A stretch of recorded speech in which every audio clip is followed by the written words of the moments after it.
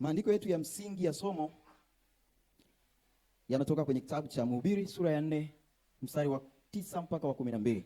Mhubiri sura ile ya 4 mstari wa 9 hata wa 12. Andika in case tukishindwa muda ukituacha, angalau tuwe tumeandika maandiko yote. Zaburi 133 mstari wa kwanza mpaka wa 3. Kitabu cha Zaburi 133 mstari wa kwanza mpaka wa 3, na kitabu cha Marko sura ya 3 mstari wa 24 mpaka 25.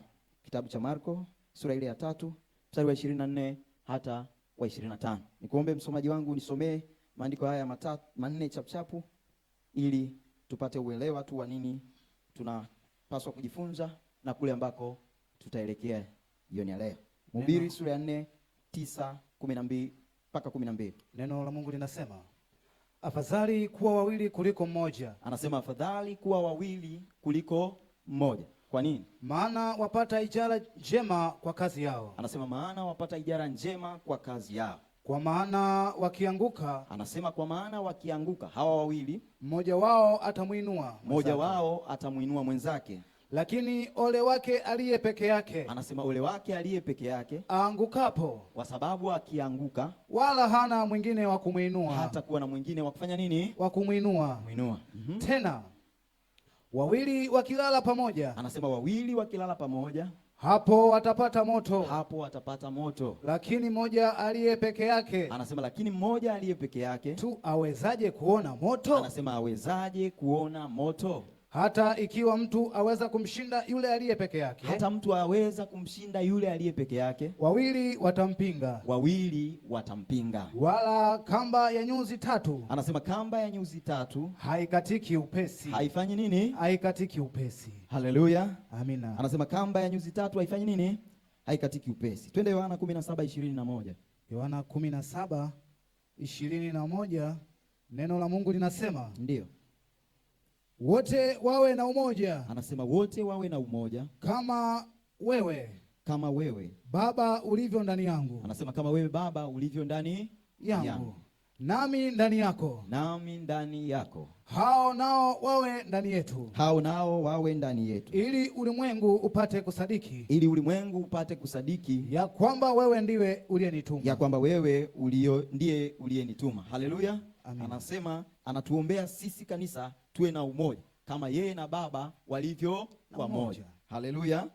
Twende Zaburi 133 1 mpaka 3. Tazama jinsi ilivyo vema. Anasema tazama jinsi ilivyo vema na kupendeza, na inapendeza ndugu wakae pamoja kwa umoja. Ni kama mafuta mazuri kichwani. Anasema hapo wanapokaa ni kama nini? Mafuta mazuri yashukayo ndevuni, yanayoshuka ndevuni, ndevu za Haruni, yashukayo mpaka upindo wa mavazi yake. Mafuta hayo yanashuka mpaka kwenye upindo wa vazi lake, kama umande wa Helmon, ushukao milimani pa Sayuni. Maana ndiko Bwana alikoiamuru baraka. Naam, uzima hata milele. Hawa watu wakikaa pamoja kwenye umoja wao, ndipo Bwana alipofanya nini? Alipoiamuru baraka. Twende kitabu cha Marko sura ya 3:24 hata 25. Na ufalme ukifitinika juu ya nafsi yake. Wanapomwambia kwamba Yesu anatoa pepo kwa Beelzebuli, anawajibu kwamba ufalme ukifitinika juu ya nafsi yake, ufalme huo hauwezi kusimama. Na nyumba ikifitinika juu ya nafsi yake yenyewe, nyumba hiyo haiwezi kusimama. Haleluya. Amina. Tumeyasoma maandiko tumeelewa. Yesu anasema ufalme ukifitinika, ufalme ukifanya nini? Biblia Kiingereza inasema if the kingdom is divided, ufalme ukigawanyika hauwezi kusimama.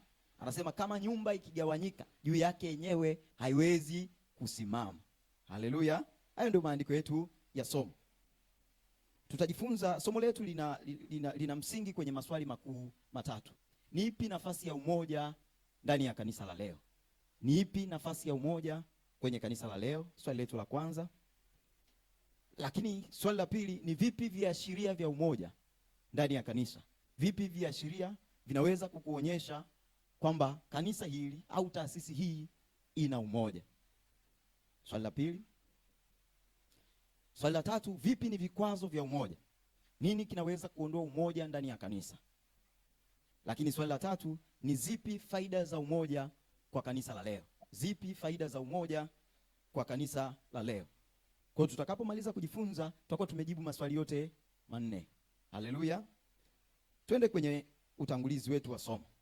Biblia inaeleza kanisa kama mwili wa Kristo na kusanyiko la waamini waliotoka kwenye utumwa wa dhambi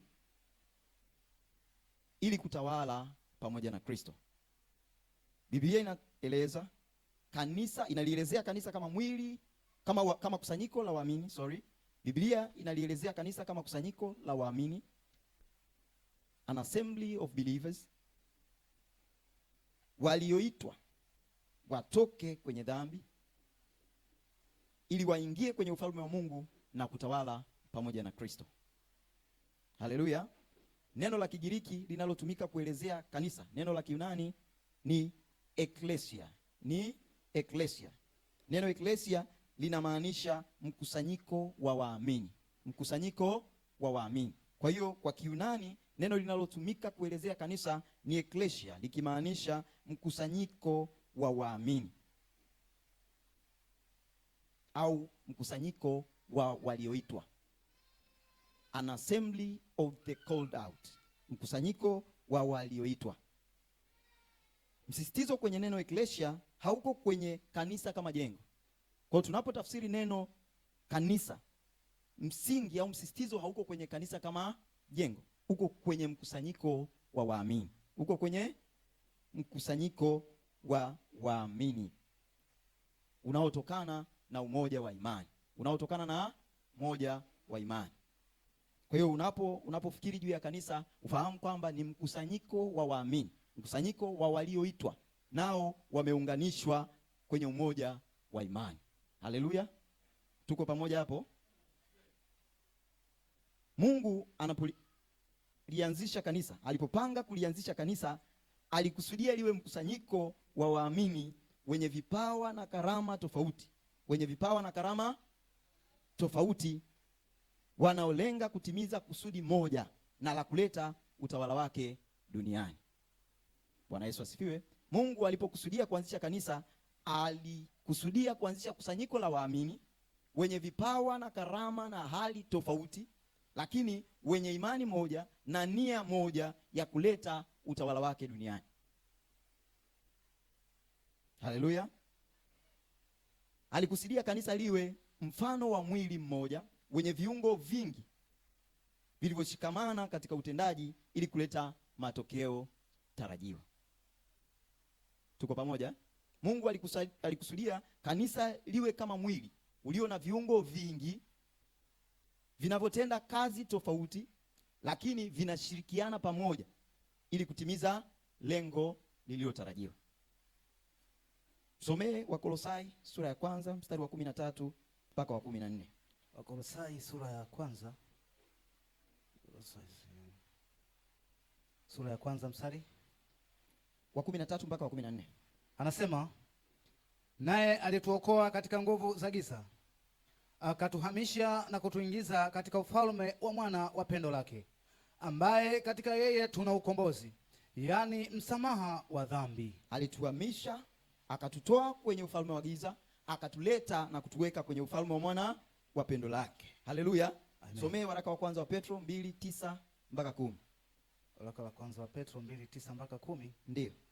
Neno la Mungu linasema, ndio, bali ninyi ni mzao mteule. Anasema bali ninyi ni mzao mteule, ukuhani wa kifalme, taifa takatifu, watu wa milki ya Mungu, mpate kuzitangaza fadhili zake. Tumeitwa ili tupate kuzitangaza fadhili zake. Yeye aliyewaita, yeye aliyetuita, tutoke gizani, mkaingie katika nuru yake, tukaingie katika nuru yake ya ajabu. Naam. Mstari wa 10 umefika? Nilikuwa sijamalizia wa 10. Malizia. Mstari wa 10 anasema, ninyi mliokuwa kwanza si taifa, ninyi ambao kwanza mlikuwa si taifa, bali sasa ni taifa la Mungu. lakini sasa ni taifa la Mungu. Mliokuwa hamkupata rehema, Mliokuwa hamkupata rehema, bali sasa mmepata rehema. bali sasa mmepata rehema. Kitabu cha Ufunuo 5:8 mpaka 10. 5:8 mpaka 10. Ndio. Neno la Mungu linasema, Ndio. hata alipokitwaa kile kitabu, Alipokitwaa kile kitabu, hao wenye uhai wanne, hao wenye uhai wanne na wale wazee 24 24 wakaanguka mbele za mwana kondoo, wakaanguka mbele za mwanakondoo, kila mmoja wao ana kinubi, kila mmoja wao ana kinubi na vitasa vya dhahabu, na vitasa vya dhahabu vilivyojaa manukato, vilivyojaa manukato, ambayo ni maombi ya watakatifu, ambayo ni maombi ya watakatifu. Nao waimba wimbo mpya, Nao wanaimba wimbo mpya wakisema, wastahili wewe kukitwaa hicho kitabu, ukitwaa hicho kitabu na kuzifungua muhuri zake, kwa kuwa ulichinjwa. Hapo sasa tuweke msisitizo, anasema kwa kuwa ulichinjwa, ukamnunulia Mungu kwa damu yako, watu wa kila kabila na lugha na jamaa na taifa, ukawafanya kuwa ufalme na makuhani kwa Mungu wetu, nao wamiliki